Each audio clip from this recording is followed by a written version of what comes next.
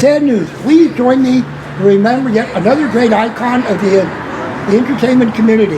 The Pillsbury Doughboy died yesterday of a yeast infection of a traumatic complications from repeated pokes in the belly. He was 71.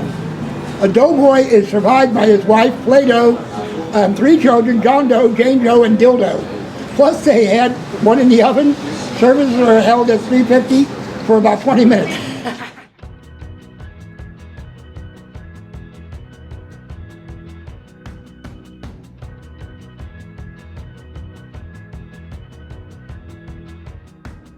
My legal name is David Henry Miller. I'm from Cincinnati, Ohio. I ended up coming out here when I first got out here. I was in desperate need of a job, and I had friends always living here, so I took a job as a janitor at Fred Meyer's. And then I really didn't like working there, so I worked at a gas station for a little while, and then I started working with this woman who had a floral shop. We pushed the push cart at Saturday Market selling flowers. And then I worked with these people. We made herbal flea collars.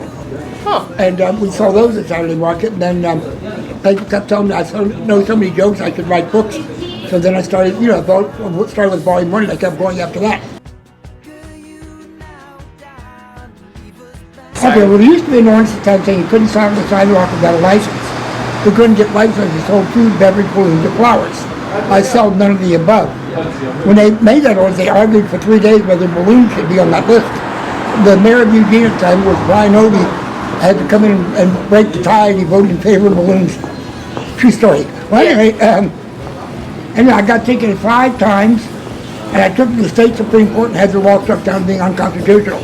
I had some protection under the First Amendment because it's written material. I mostly had protection under the Oregon Constitution.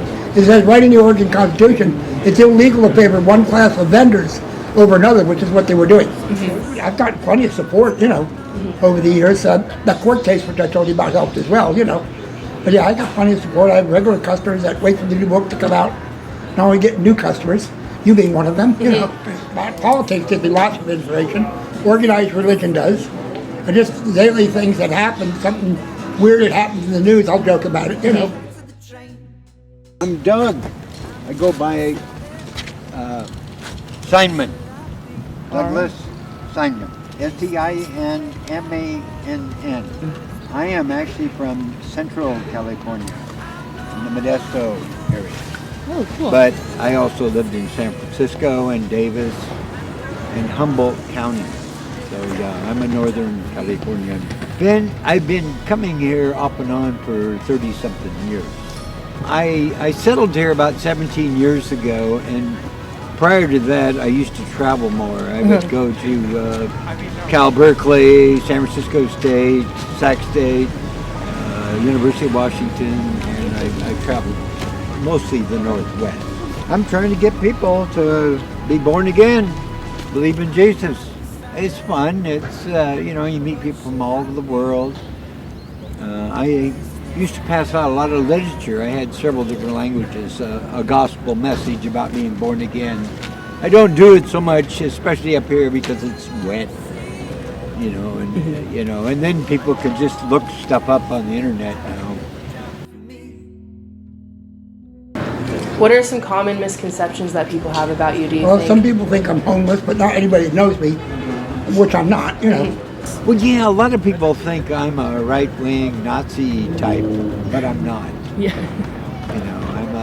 I'm actually more to the left than a lot of these so-called lefties. What is the best part about your job?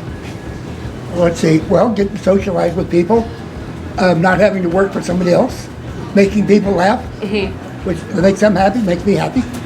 I think that they make it unique because they constantly push people out of their comfort zones by yelling various things at them, and also having some signs that definitely prompt you to think about what they're there for.